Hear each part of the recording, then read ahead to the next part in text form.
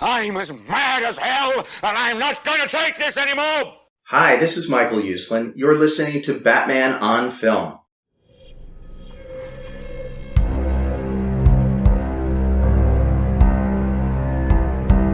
I'm vengeance. I have given a name to my pain.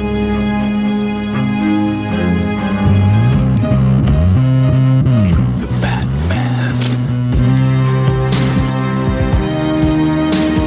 Always waiting for some Batman to save you. It's simple. We kill the Bat of Gotham. I'm Batman.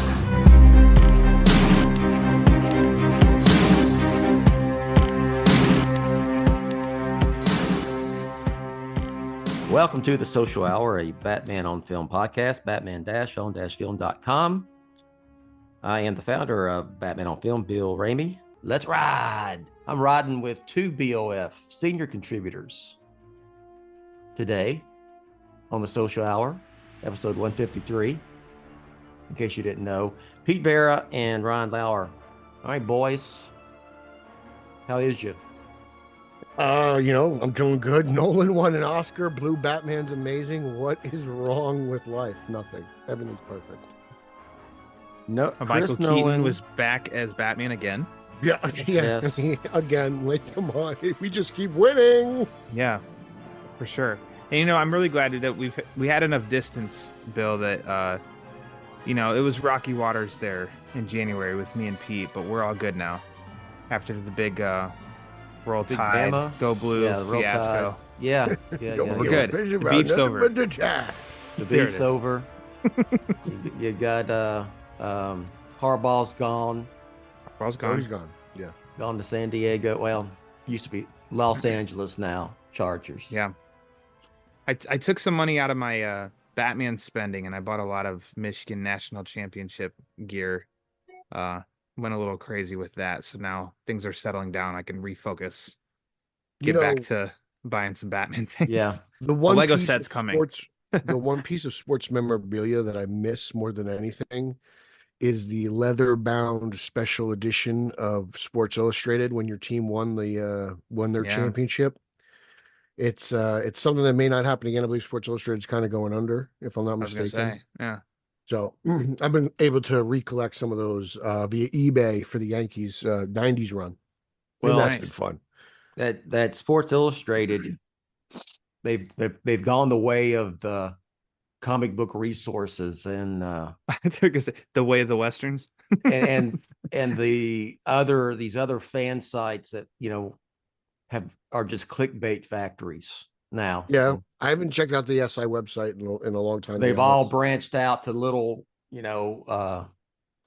covering individual, teams and it's just clickbait city. It's pretty bad. Yeah, things changed a little bit when sports leagues were able to get their own cable networks and journalists were able to actually go to consumer on Twitter. It's been interesting. Just think about the NFL equivalent of bullshit fan sites who just crank out the crap. Wow, that's sad. It's sad. Yeah, Sports Illustrated is just a part of my childhood. They'll have some catchy headline, and you go to the story, and it's like, what? It's a couple paragraphs of nonsense that doesn't, yeah. So anyway, Christopher Nolan, my old friend. Got your Christopher letter. Nolan got an Oscar for Best Picture and Best Director finally. Yeah. Right? Too late. He should have. A little late. Should have happened to, when was it? 2009. Yeah. Hey, you can't win them all, I guess, but you got his name. Think about this. He made a biopic of not a obscure person, but you wouldn't think of Oppenheimer in terms of like, about Elvis or, Walk the Line or, any of these, Yeah. type of biopics that, are kind of flashy and can be like blockbusters. And it is a dialogue filled, fairly slow moving film. That's excellent. That's not criticism. And turned it into a summer blockbuster. That's Nolan, baby. Nolan. Yes. Suck it, Holzman. They still have beef, right? They're still at it. This was napalm on the fire, baby. Long Island's raging right now since the Oscars. Oh, good old Holzman. That's just I mean, when I first heard that's what the movie was doing, and it was getting like, that prime July Nolan release date, I was going, really? For this? That's kind of, and there you go. Son of a gun did it again. Yeah. Nolan, it's a magician. Oh, And just a couple of Nolanites drooling over Nolan. That's right. What are you gonna do? Warner Brothers ran him out from the water tower in Burbank, sent him over to Universal, and they run anybody else out of town yet? Trying. I've been trying to run Matt Reeves out of. Oops, I didn't. Hold on. Now you tell me after Oppenheimer, yeah, that Universal's not going to do everything they can to just like keep Nolan, yeah, and B, that Nolan won't go somewhere like that he would even think about going. I don't know. I find it hard of like for how it's a risky film to back. Yeah, and then look at the success. Well, I say that in terms of how much money they put into it. It had a huge budget. Yeah, and they marketed. I still haven't seen it yet. And then they marketed the crap out of it. But I just mean like in the sense of, I feel like this probably was such a good experience of like, why would he go back to Warner Brothers? Yeah. Why would he not just stay at Universal? Which kind of, I don't know, I'd assume would give him the keys again. Why would he want to be a pawn for? Yeah. For trying to sell it off eventually, Yeah. Hey, I mean, you go where you're loved, and right now, Universal's showing the love. So, well, for him, that's anywhere. Yeah. Oh well, please, no beef here. No, yeah. I may not have seen Oppenheimer. I just don't like long ass movies. I'm sorry, boys. Nolan, BOF will help pave the way for your next movie. Come to BOF and we'll finance. Yes. Yeah. BOF Studios. Very low budget. BOF Studios. Yeah. So yes, congrats to Emma Thomas. Congrats to both them. My old friends there. They did. You met Charles Robin at some point during the trilogy, didn't you? Yes. Okay. I don't know if I mean I didn't look, but he got an Oscar too because of the Best Picture category.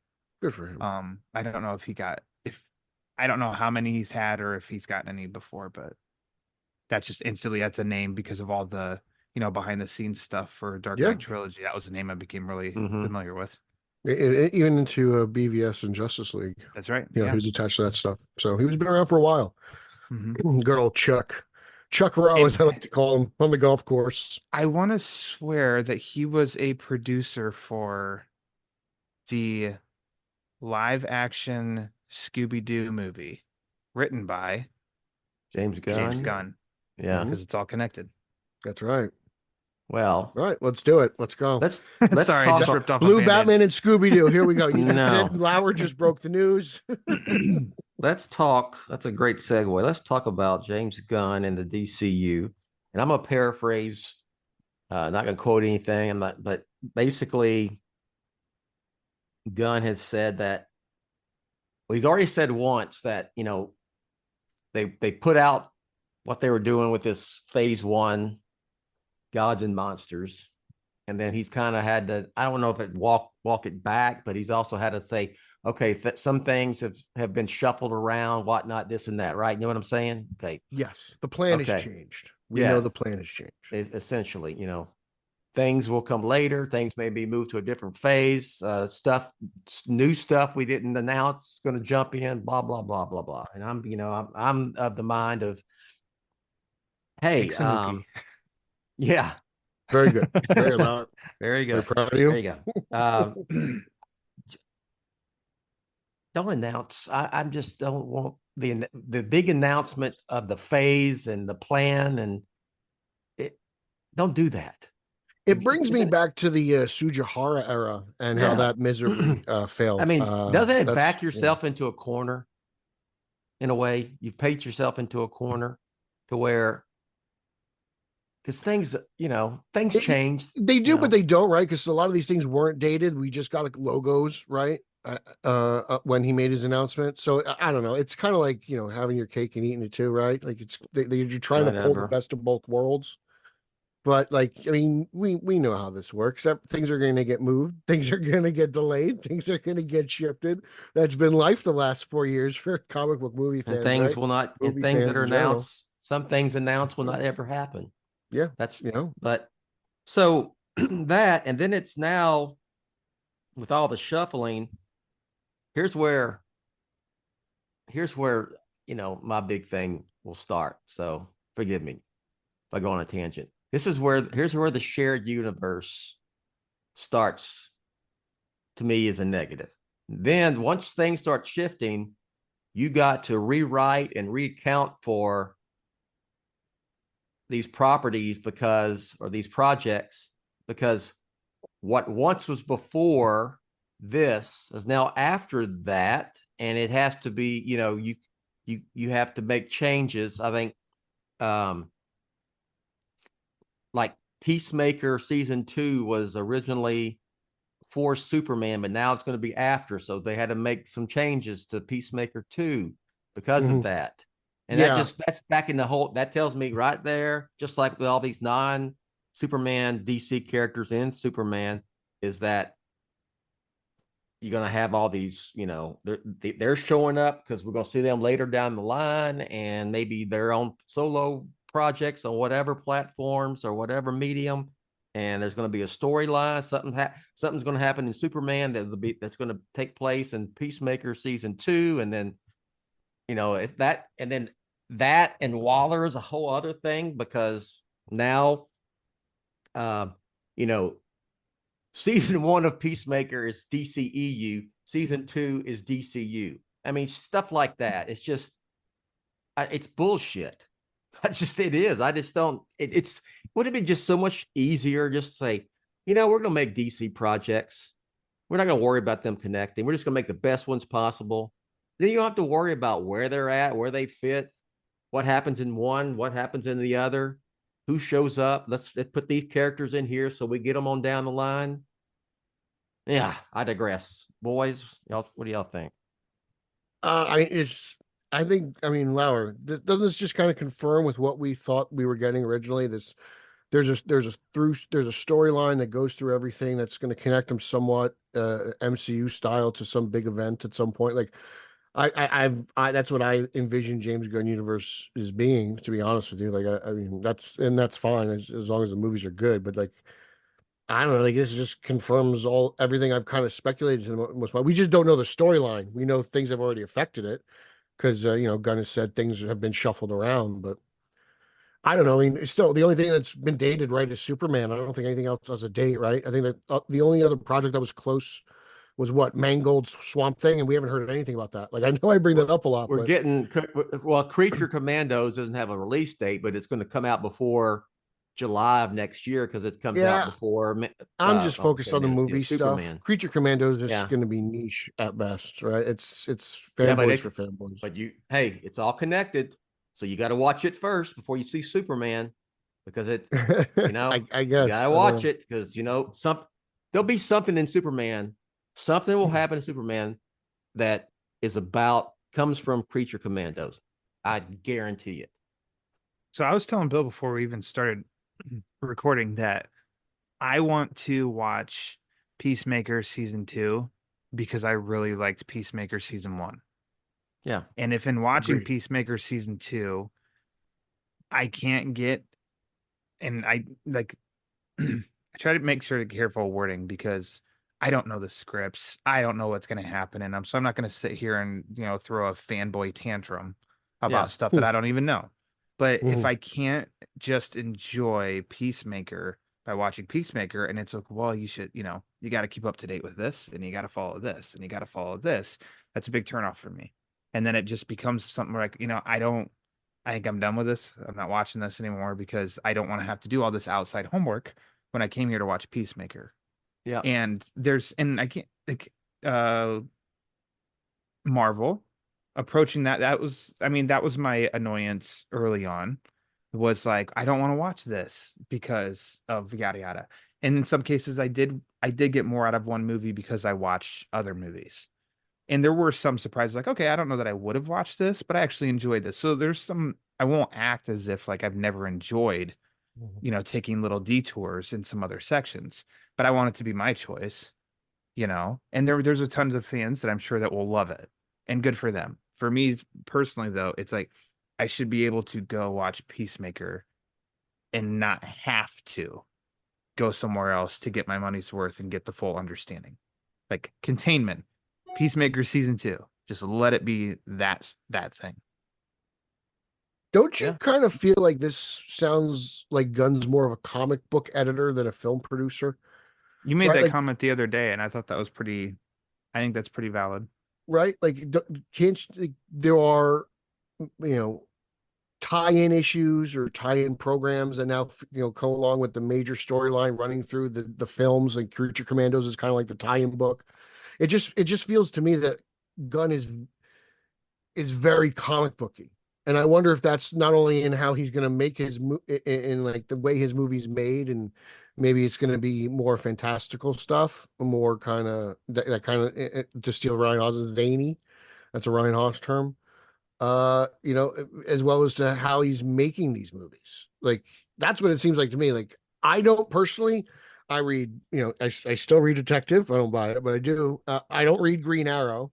So, like, I wonder if that's how I got to approach this going forward, right? Like, because I don't read Green Arrow, how lost am I in like a DC event when that gets published? I'm not, I mean, usually when you read a comic book, there's like an editor's note somewhere telling you, hey, go back and read this if you're lost. Like, movies don't really have that. But it does feel like, to me. No. Yeah. A lot of the times it's no. And there, it just feels to me like that's kind of what this is going to be like. Again, I'm just wondering if this is the right way to make a franchise after seeing the MCU struggle in its current state. They're not able to recapture their magic. So I wonder if Gunn trying to do that with DC characters is enough of a fresh start to, pump some juice into the genre or whatnot. But I think it's fascinating what he's doing. I want to see it play out because I'm very interested in seeing the result. I want to see how this is received. Fascinating in what way? Because I want to see how this works out. If this is Batman, if this is the zany DCEU, I'm very curious to how this is going to be received. I want to see if this, let's say, more family friendly Batman, Blue Batman, if Blue Batman on screen can really work. I'm curious now. We've been arguing about it for months. I want to see it made because I want to see if it'll work. That's where my head's at. Like, I keep holding off on really getting hard on Superman, even though somebody could say I have been. But like, I'm waiting for a trailer. I'm waiting for a trailer to actually see something, to judge something. And it's the same thing. Especially goes for the Brave and the Bold, because I'm like, once the trailer, the trailer is going to be good. I'm doing air quotes, no matter what the movie is, because that's what trailers are for. You can see a trailer go, yes, but shit, like, I don't know, awesome, and the movie's terrible. Morbius never looked good. Sometimes you could tell by a trailer that a movie's going to be a piece of crap, right? Like, we knew Madam Web wasn't going to be great. Okay, there we go. I was going to say I'm waiting for Pete's. I'm going to bring it up. Madam Web. Yep. That's it. That's my girl. That's my girl. We knew Madam Web wasn't going to be great from the get-go, right? Like, I know we're just talking about Sony movies and stuff, but like, sometimes you can sniff out a bad movie, and if they give us 7 trailers like they did BVS, I think the writing's on the wall. I don't know. Maybe I'm just still naive and in my fanboy colored glasses, but like, I'm hoping for a trailer that'll persuade me and you know, if it's eye candy, so be it. But I got to see it. I want to see it. That's what has me curious. Like, I'm curious if it's going to work. Well, no one's told me. There's no one, when they start on social media, I'm going to mainly the Facebook Batman on Film Facebook group and stuff like that. Tell me why this has to connect to be just as successful, because when it comes to DC on film, history says that they don't. I mean, the Dark Knight trilogy, Joker, are all huge successes. And you have a couple outliers with the DCEU, Aquaman and then Wonder Woman, but overall, the Batman is a great example. That's newer. We're going to get to some Batman news at the end. So stay tuned for the big news if you're listening now. I just, I'm not going to harp on this. It is what it is. It's happening. I don't think they're going about it the right way. I think they should just I'm gonna bring up Chris Nolan, who just won a freaking Oscar for Best Director and Best Picture. You know what he told them years ago? Make good DC films. Don't worry about them connecting. Don't try to do the MCU thing that Disney's doing, because even he knew the historical differences between DC and Marvel. And Marvel works well when it's connected, because that's how it was, it was created. DC was not. DC was, each character, each creative team, each editorial editor and all that came with it. They're all their little mini universes, And, yeah. You brought up an interesting point. I was talking to you, a couple of days ago. Yeah. And you mentioned that at one point there was a World's Finest book where Batman and Superman went to Atlantis, right, or whatnot. I think it was Superman. It was in Superman. Was it Superman? Yeah. But then there was an issue of action where he goes to Atlantis and there's no Aquaman.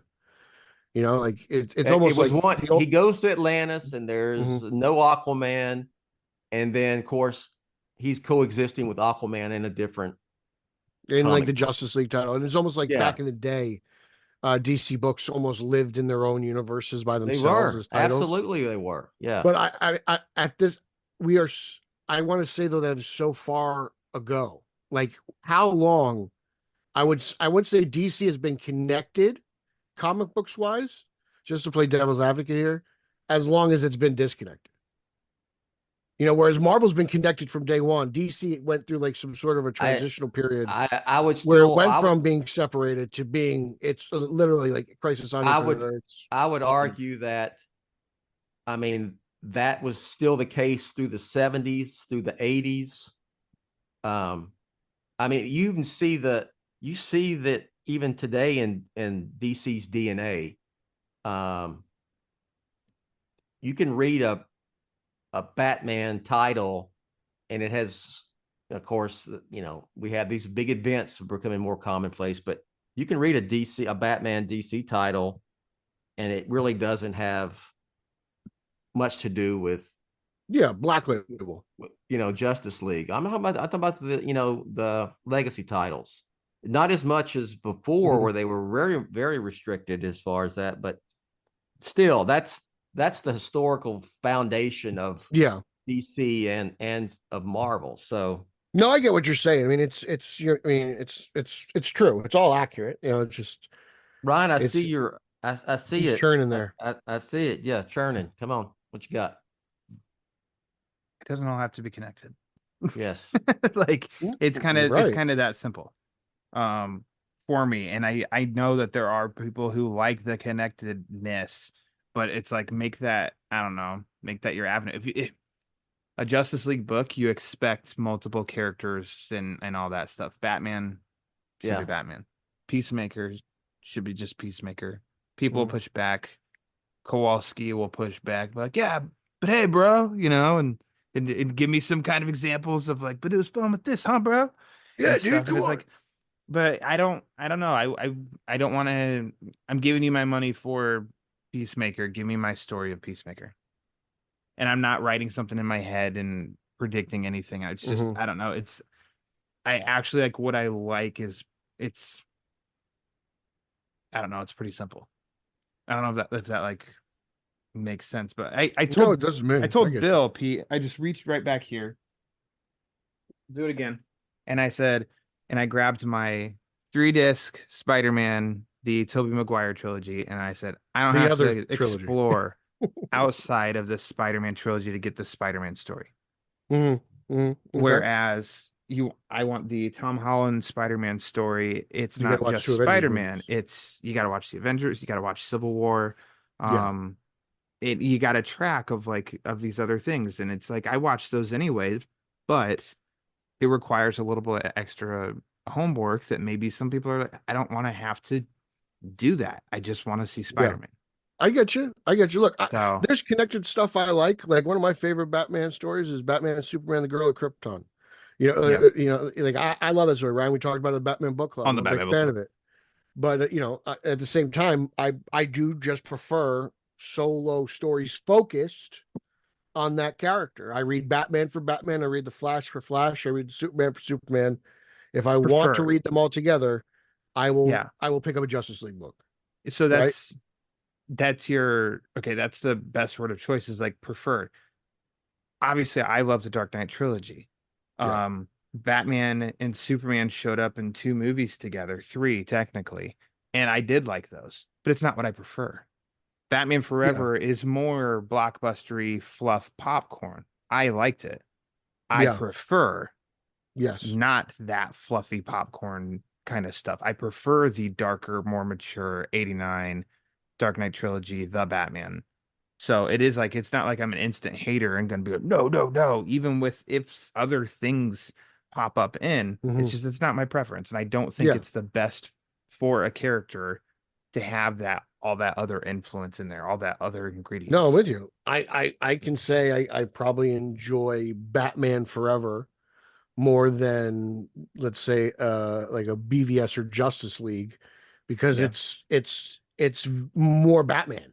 It's just centered around Batman, and that just means I have Riddler screen time and Two-Face, even though he's cackling like an idiot, Two-Face on screen. That's a Batman character in a Batman movie.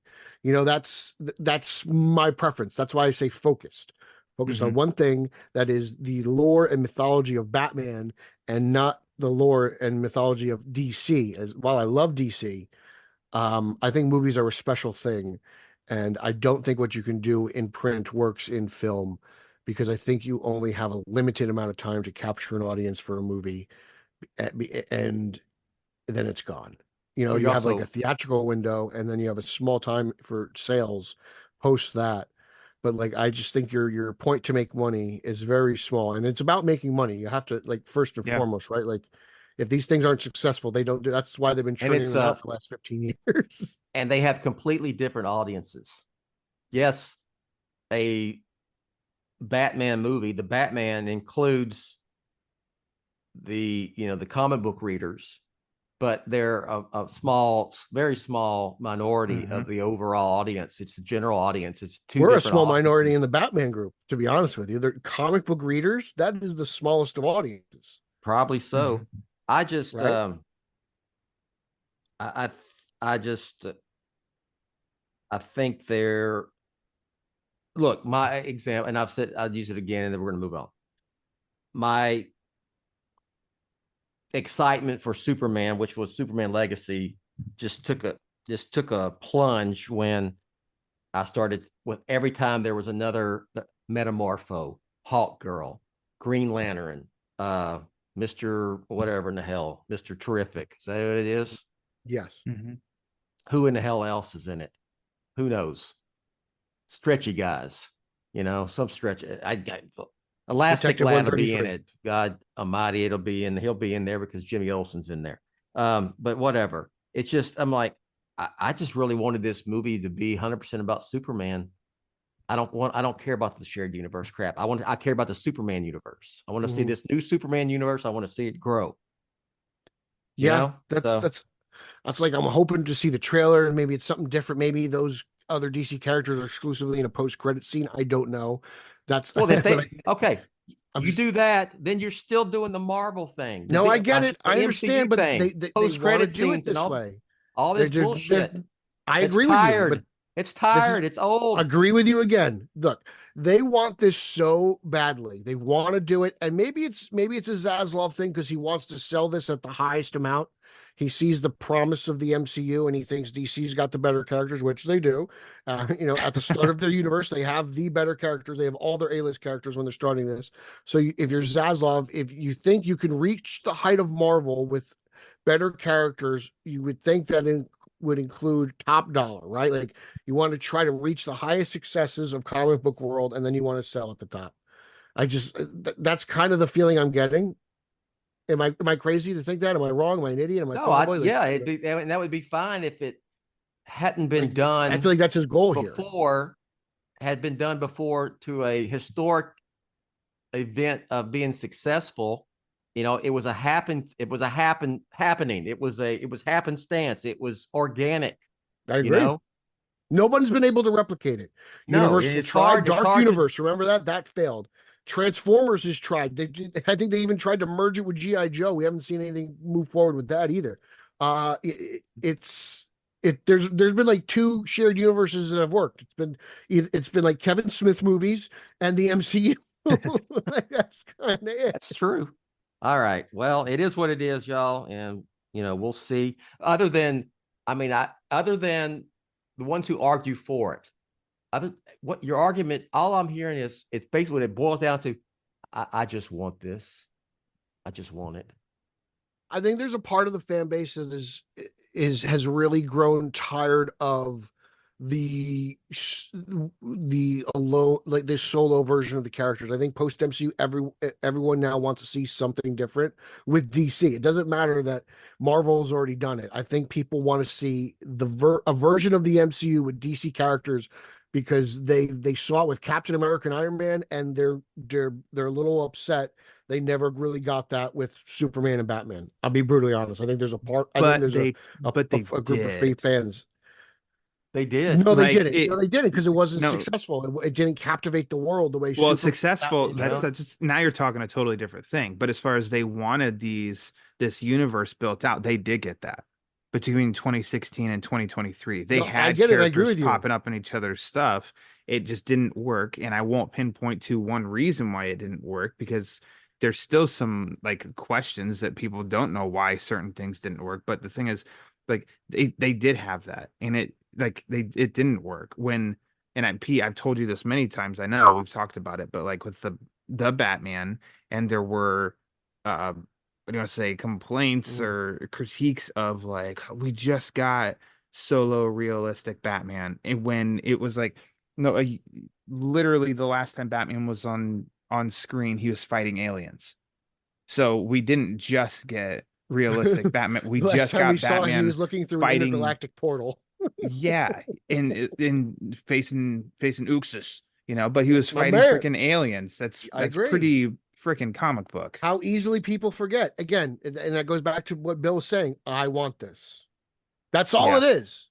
And that's fine. Just admit it. I give Garrett a lot of credit. He posted not too long ago, I want live action, BTAS. I'm not afraid to admit it. Just admit it. That's what you want. That's cool. I got no problem with that. I like BTAS. I think it's very faithful. Jason Todd aside, it's very faithful. There could be worse things to do. We've seen them. Hey, y'all, it's Bill Ramey, founder of Batman on Film. Let's take a quick pause in this podcast for these words from our sponsor.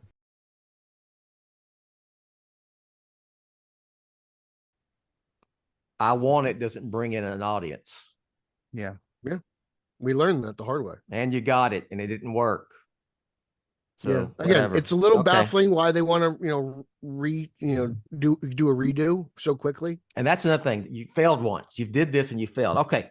All right. Peter, what is the best thing going on in DC Comics with Batman? The best thing overall? Just in general, not a specific title or anything or story. Just What is really Oh. good? It is DC Black Label.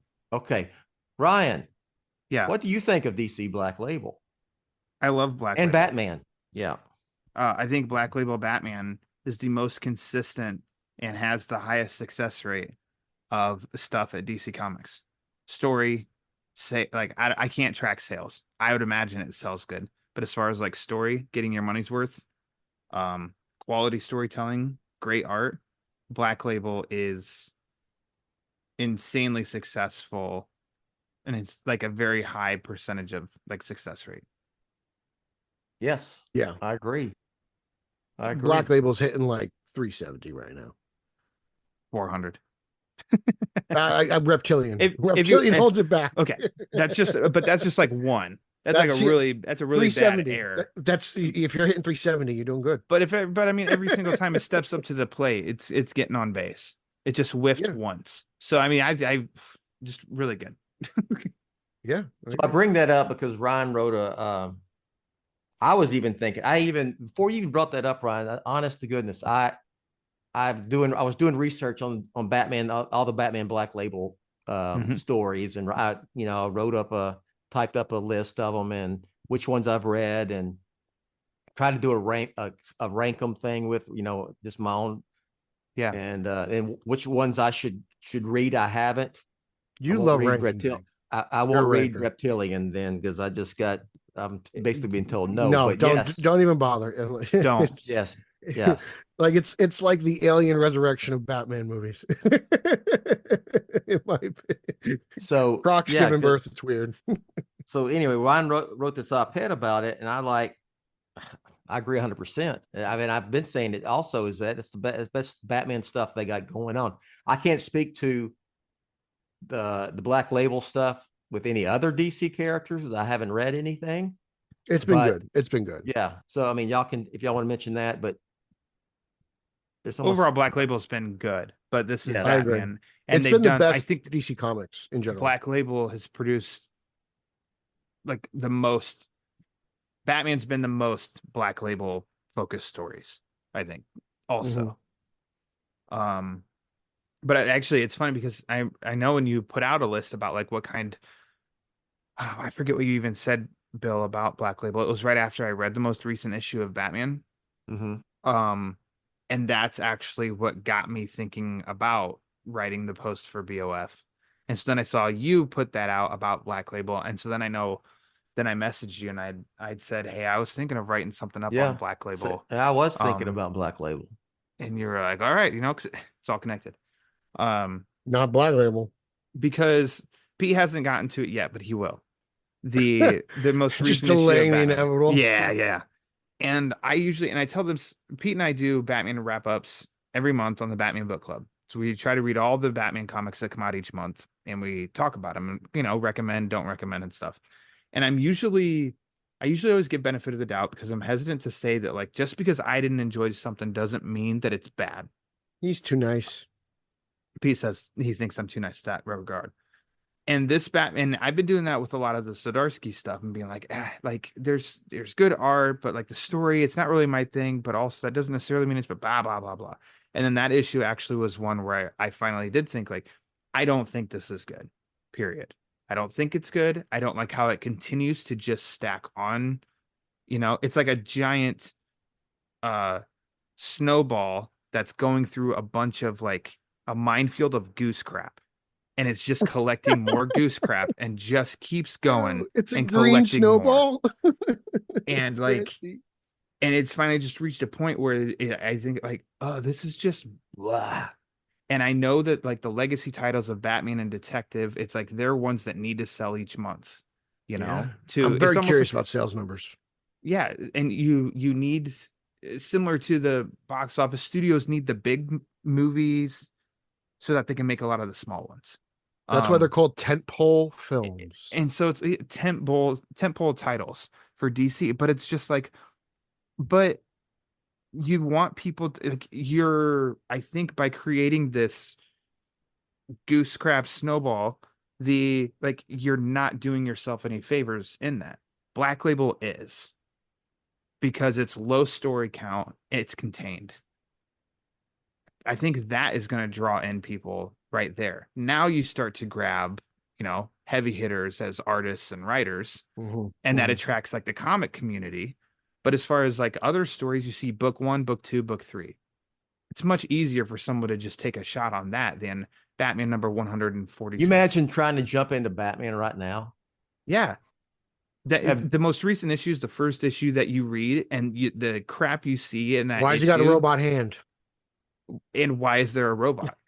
Yeah. Why is Batman fighting a Terminator, and why is he missing a hand? He has a hand. He has a bionic hand, like Steve Austin, the $6 Million Man, or Luke Skywalker after Empire Strikes Back. Lost his hand, and he had that. He's got that now, and he got it. Look, I damn near. I think I did. I did check out of Batman when he fell from the moon to Earth and survived. But I've hung on a little bit, even though I checked out, and I just have I kind of had enough of this fail safe. Yeah, enough of it. To be honest, the Black Label kind of feels like how I want my movies. Focused with an idea. Yes. 3 to 4 on to the next creative team. Yes. Let's keep the character fresh. Yeah, there you go. I'm with you. I'm with you. I don't know. I'm sorry I'm consistent, but I'm an asshole. Like, what do you want me to do? But look, name some Batman Black Labels that are great. The White Knight series has been great. Now that's with retroactive, though, because the first one I think might have wrapped up or was like already going. Okay, I was going to ask that. So yes, anything. And he doesn't do Black Label format. Murphy does traditional. Well, there's Black Label stories that are regular format, like The Imposter. But that, so I wasn't trying to jump on you with that, Bill. I know there's some they went back through a reprint and started slapping Black Label. Yeah, on there's stories. Retroactive edition of the Black Label exactly. banner, but they still some Elseworld stuff. White Knight still works as a Black Label story because you don't have to venture outside of White Knight to understand what's going on. And I did read them also, but I want to say the sequels were Black Label, correct? Yes, I do think they were Black Label. Yeah. He Murphy's even commented on that. He commented on it in real time when it happened. Yeah. But I mean, some contained 3 Jokers, 1 Dark Knight, The Imposter. We just wrapped City of Madness, which was good. It was trippy, but it was good. Yeah. I know that there's some other Joker, Killer Smile. I mean, that had Batman in it. Catwoman, Lonely City? Yeah. Oh man, that was fantastic. Yeah, basically Catwoman's Dark Knight Returns. I mean, Batman's a heavy player in that.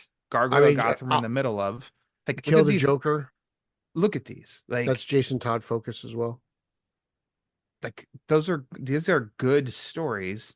Yeah. And like Rom V's Aquaman was fantastic. Contained.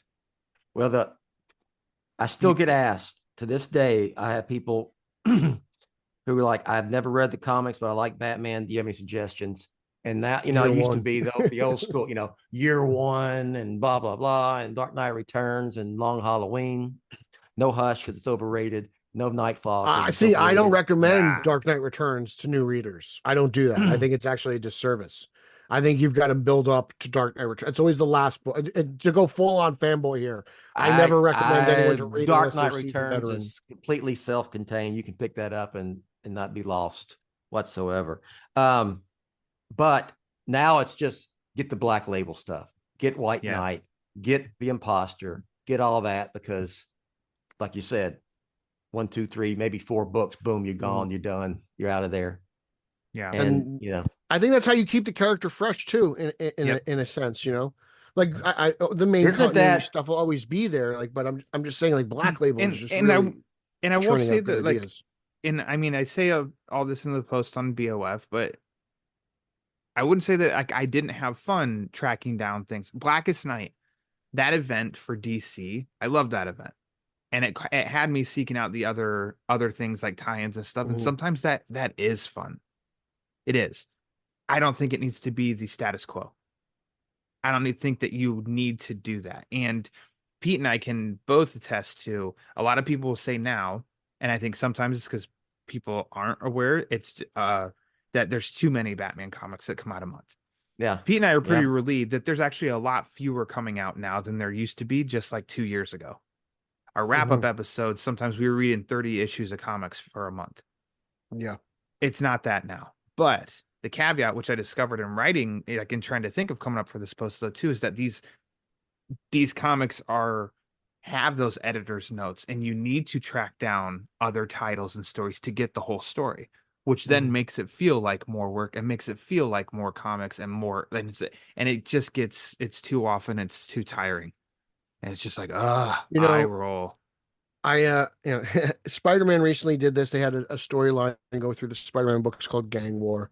I covered it on Italian Spider-Man Coalition with Adam. We covered early issues.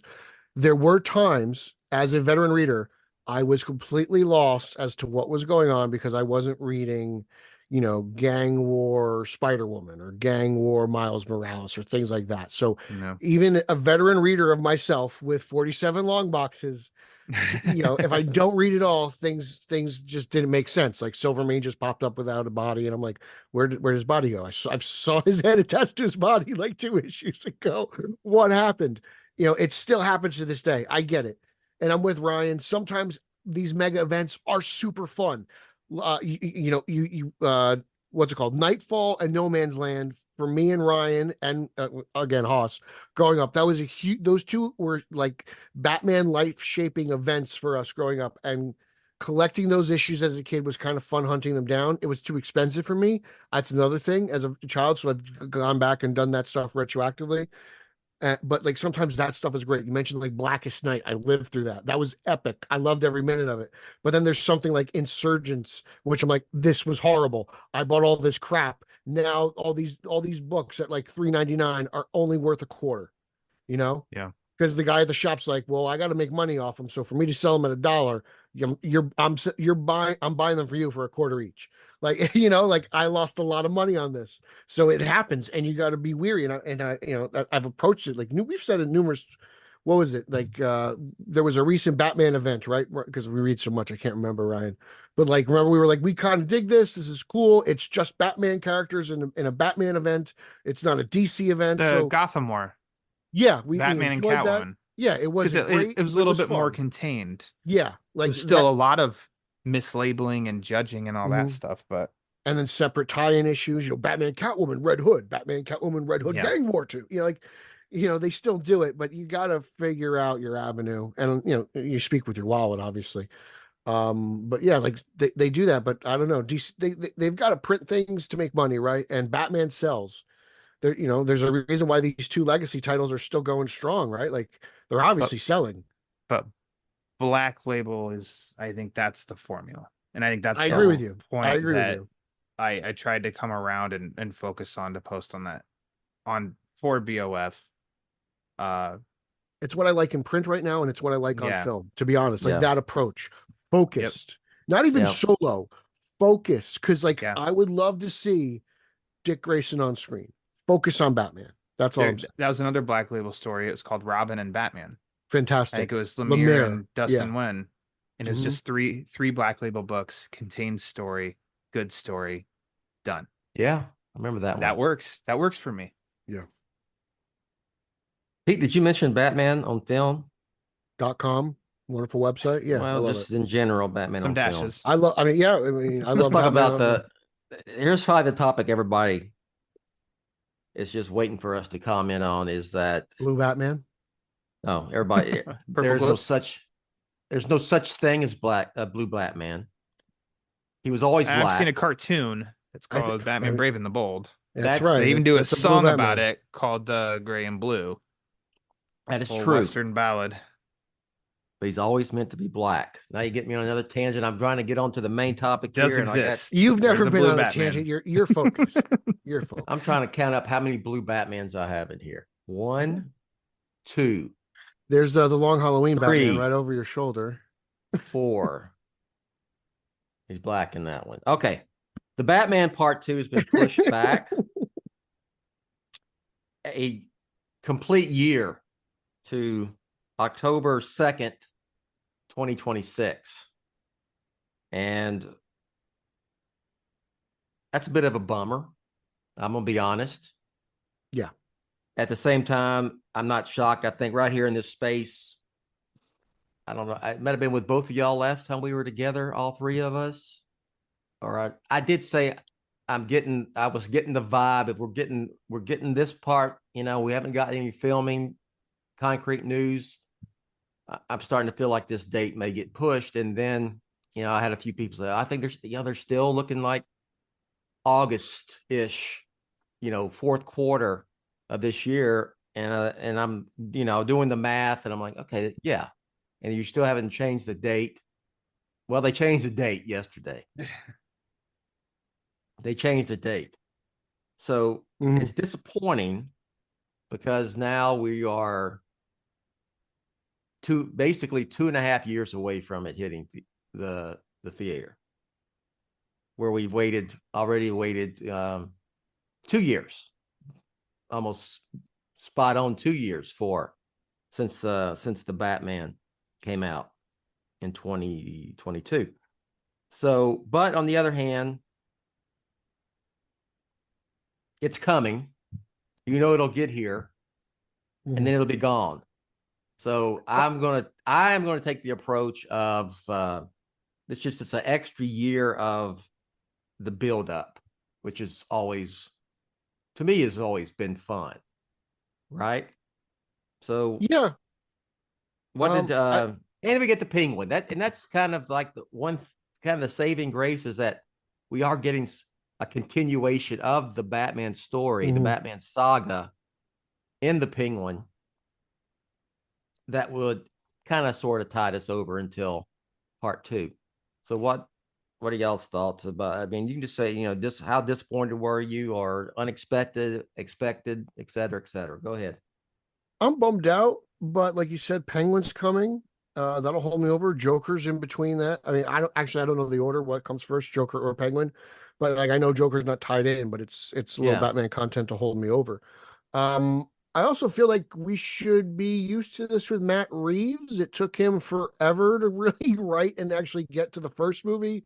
He seems to take his sweet time, and it worked last time, so I don't see why it wouldn't work this time. I'm not worried. I'm not believing the conspiracies out there I see on Twitter, just because I just get the first movie was critically and financially successful. It's getting a spin-off TV show. This to me just feels like they just have to delay this a little bit. They're working on the script. Like, I reached out to a few people, and I've heard the same things that you've been telling me, and everyone just seems to be like, okay, yeah, no, like nothing's wrong. It's and like Jeff Snyder even said in his tweet recently, like Warner Brothers hasn't booked any stages or anything, everything's booked. That's a problem because of previous delays. So it seems like we're still feeling the effects of the writer's strike, oddly enough, even though we're kind of well out of it. I was telling Pete last night that Pete and I live in the real world. We have real world things to do and worry about. And it's come from two people who live and breathe Batman. But a delay by a year is not going to shatter our universe. No. We will continue on. We have the Penguin coming, which is something soon to come that's going to be fun. Joker 2 and all that. So, yes, the initial announcement was like, bummer, yet another year.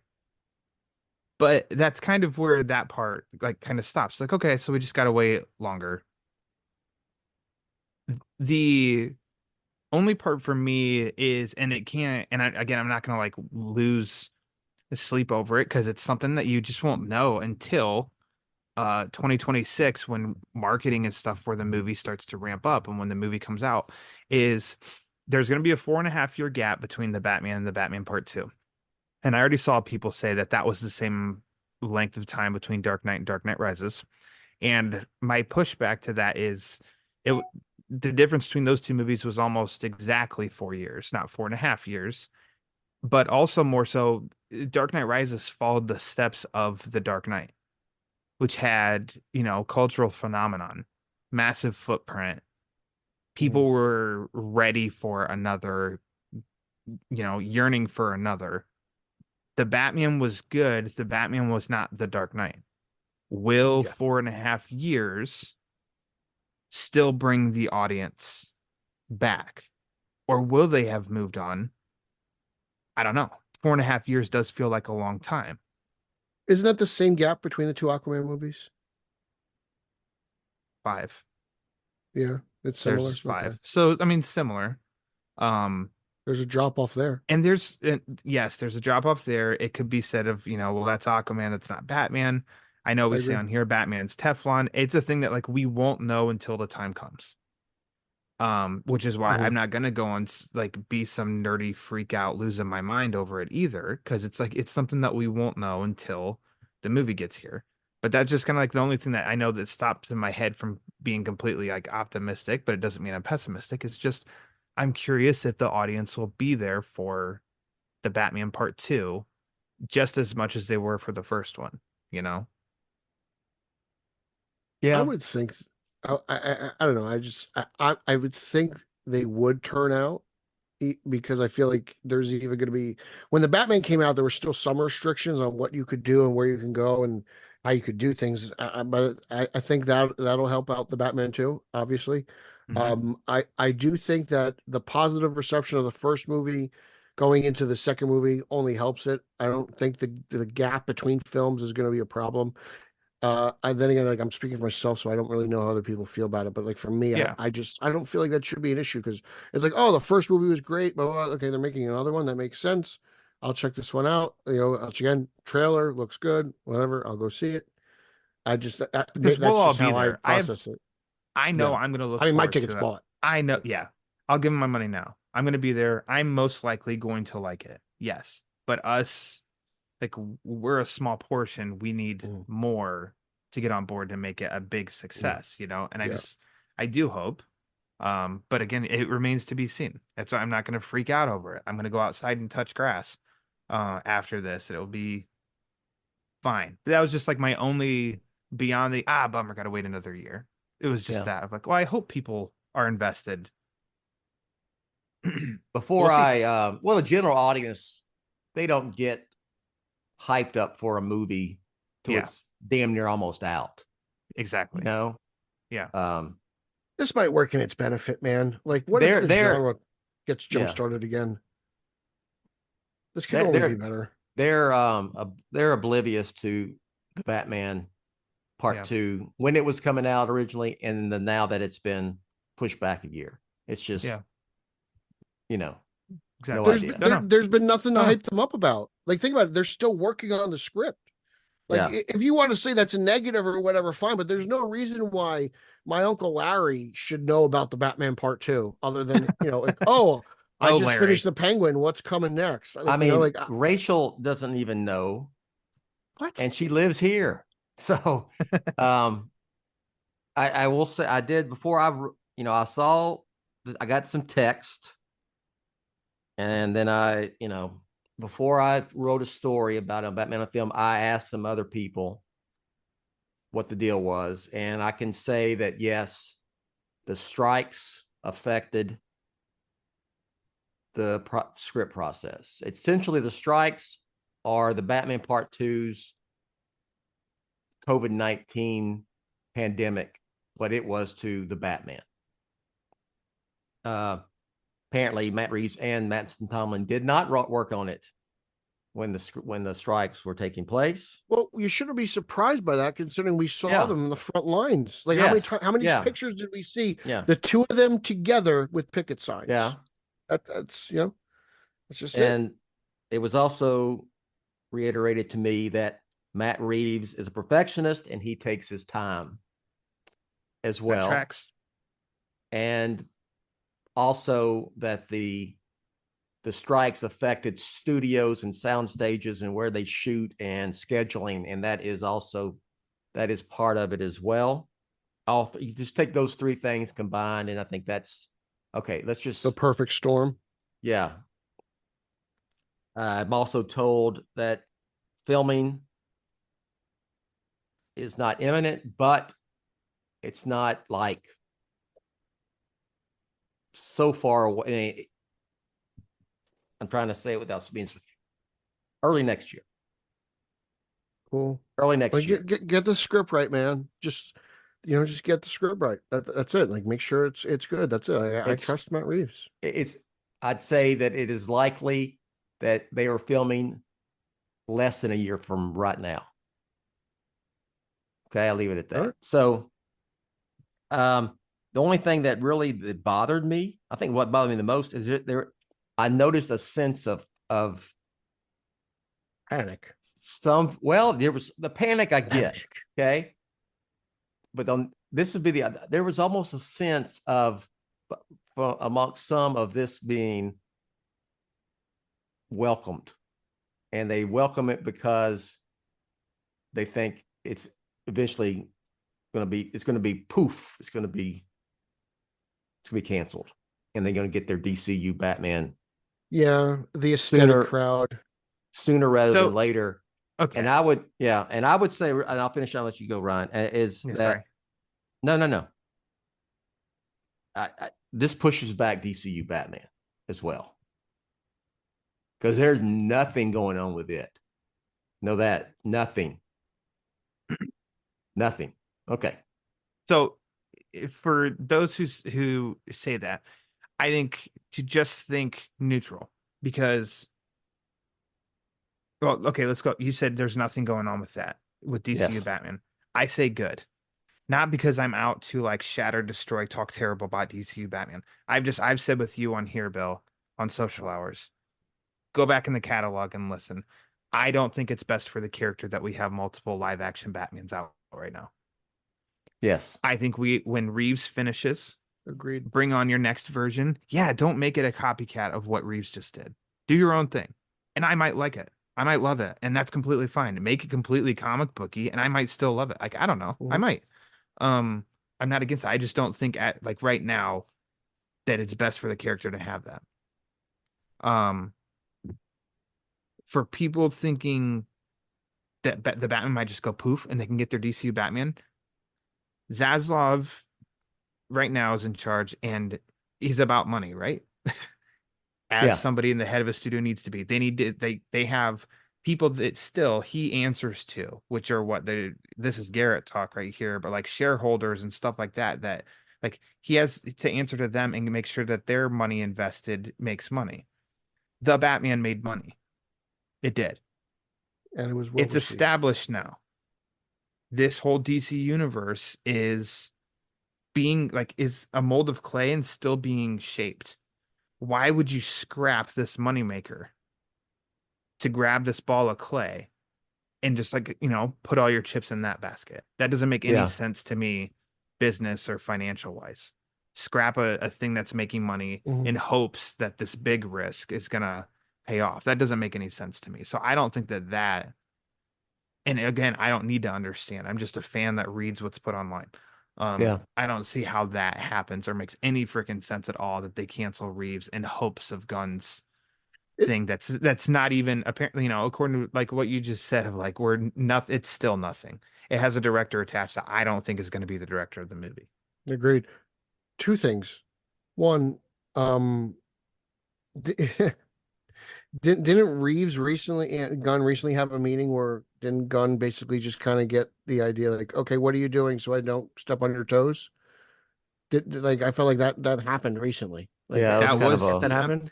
I mean, I don't read between the lines. It seemed that way from what Gunn said. Yeah. So like that just happened, and I actually forgot what the hell I was going to say a second time. But yeah, like it just Nuxus. Yeah, I just had Nuxus moment. But yeah, like Gunn just had he just met with him and had to get like permission, right? Aren't they also working together on a DCU Batman thing after the saga's finished? That was reported as well. Apparently, so, the Arkham thing. So now we're gonna cancel. Oh, and also like you're gonna cancel a movie, but you're gonna let the spin-off TV show still come out. Like that doesn't make sense to me. Yeah. Good point. That like none of it makes sense. Like that's what I'm saying. I'm not believing the conspiracy theories. I don't think this thing's getting canceled. Didn't Zaslav come in being a big fan of the Batman and Joker? He's a big fan. I thought those were early things. Exactly. Well, but he did. He praised it. He did. Both of those made money, but I thought those were two things that were like that I thought he mentioned even of like things like the Batman, things like Joker. Yeah. Like keep those going. He's used their names. So I like none of this really adds up for me to be canceled. yeah. It just doesn't. I think Matt Reeves is, Bill said it, perfectionist. He wants to get a story. He seems to be a story first guy. Yeah. Yeah. And I think we need that right now. I think we need a story first guy. How many times have you said about the previous Bat regime? Great visuals. Need someone to work on that story with you. Yeah. Well, we got someone who's solely focused on the story. Let's let him cook, right? That's Matt what Reeves should write a Twitter. Black Label Batman story. He should. It's called The Imposter. Okay, there you go. Written by Mr. Tomlin. All right. I just say, for those who are excited for the Batman Part 2, and there are a lot more than the ones who are kind of going, yes, let's cancel it. Let's get to the blue DCU Batman now. I think there are way more people who are on board with the Batman saga. And the Batman saga is not meant to go on forever. Like, it's going to have an ending. Yeah, it's not like like as much as I wanted Nolan to continue, he had an ending in sight. He probably saw the inevitable and saw that the end was for his Batman was going to come, whether Warner Brothers was going to give it to him or not. And he made the choice to leave. Reeves is he's black labeling this. He's going to be gone soon. And then you're going to get your long mega event, comic book movie storyline, with your tie-in issues. It's coming. Don't worry about that. That's coming. This is the best of both worlds here. Is it though? Is it? Is it coming? It's going to start. It's going to start. It's going to start. Go that for sure. It'll start. Okay. Yeah. Yes. Right. Christopher Nolan is the blueprint. Let's end it with that. But anyway, I would say those people, hey, Christopher Nolan's the blueprint. Just take it as another year to get hyped up. Yeah. Because look here, we couldn't wait for the Batman, and it was 2 years ago. We couldn't wait for the Dark Knight Rises, and that is 12 years ago. So time flies. It goes. All right, let's y'all plug, and we will exit the heck out of here. Go to batman-on-film.com and you'll see this post that I was talking about, or that us three were talking about. DC Black Label, Batman's Formula for Success. It's on the homepage of Batman on Film. I mean, you can check my most recent review for Batman, the main title. I don't know if it's 145. I think it's 145. I don't know that I don't know that I'd recommend you need to go read it because it doesn't say too many positive things. And then check out you need to know. You didn't spend any money on it. That's what you need to know. Yeah. Then my podcast, the Batman Book Club, wherever you listen to podcasts, Bill generously posts episodes on Batman on Film. The most recent episode is with Mr. Boudin Pockets right here, Peter Verra, where we talked about the new Batman comics in February.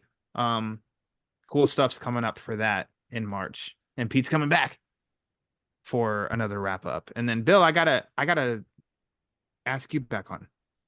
We'll figure that out. Find another. Make sure doozy. It's some kind of Neil Adams Blue Batman. That's right. Yeah. Bill loves that stuff. He did Rainbow Batman. You know what? You should do Detective 133. It's Blue Batman and I believe the Elongated Man. So you got a stretch guy. And oh my gosh! Right, so I just assigned Bill some homework. Fetch Armstrong or bust for me. Yeah.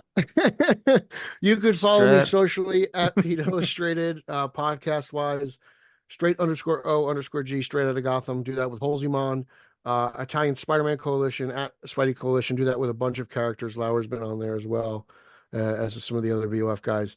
What do we got? BatmanOnFilm.com, Batman on Film YouTube. You could read my thrashings of Detective Comics, like Lauer thrashes Batman. I don't thrash Batman like you do Detective.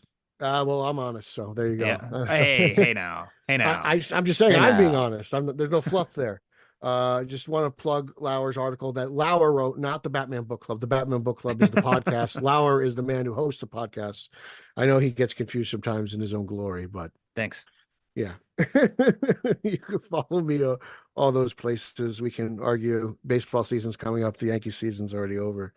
Let's enjoy. It's already over. Garrett Cole and Aaron Judge got MRIs in the same week. Just shoot me in the leg. Like, what? Are they out? They out for the year? Not out for the year, but I imagine Cole will be. I think Judge will be fine. He'll miss a month, and it's just more of the same. Let's go, baby. Come on. hell, Just get me to the Subway Series so I can be hammered with some hot dogs. let's see. That's I all mean, wanna say. most of the Rangers pitching staff won't be ready until, the second half or latter part of the year. So whatever. I'm very interested to see how the Rangers do this year, being that they have less pitching than the Yankees. Them Rangers. So, yeah. But you know what? They won that World Series. You got Not that one. long ago. Yeah. And I told you All to right. go to game one. You didn't go. Remember Yes. that. All Still right. hold me out for those Super Bowl tickets. All right. I'm trying to get out of here. I really am trying to get out of here. Batman-on-film.com. Just go there. I'll leave it with that. And now Rachel will finish up. Ready for a stretch guy movie. I am ready for a stretch guy movie. Fantastic Stretch Four's guy coming. movie. No, a DC one. How about they all team up? Elastic Lad, Plastic Man, and Elongated The last Man. I heard of a stretch guy movie, they were gender bending Plastic Man, and then that's the last I heard of it. Let's just get a stretch guy, DC stretch guy universe. Just full of stretch guy movies. All right. It's fetch or bust for me. Yeah, does DC own Stretch and Fetch Armstrong? I Do don't they have think the so. rights They to should. those? Then I they'll hope have they me. do. All right. Stretch-arm-strong.com. All right. All right. Save us, announcer Rachel. We'll get you next time. You have been listening to the BOF Social Hour, Jet's official podcast on Batman on Film. Follow BOF on Threads at The Batman on Film. Follow BOF on X, formerly known as Twitter, at Batman on Film. To help keep BOF up and running, go to patreon.com/BatmanOnFilm, or you can buy BOF a beer at buymeacoffee.com/TheRealBatmanOnFilm. For Jet and everyone at BOF, I'm announcer Rachel. Authoritative, definitive, the original, Batman on Film, founded in 1998.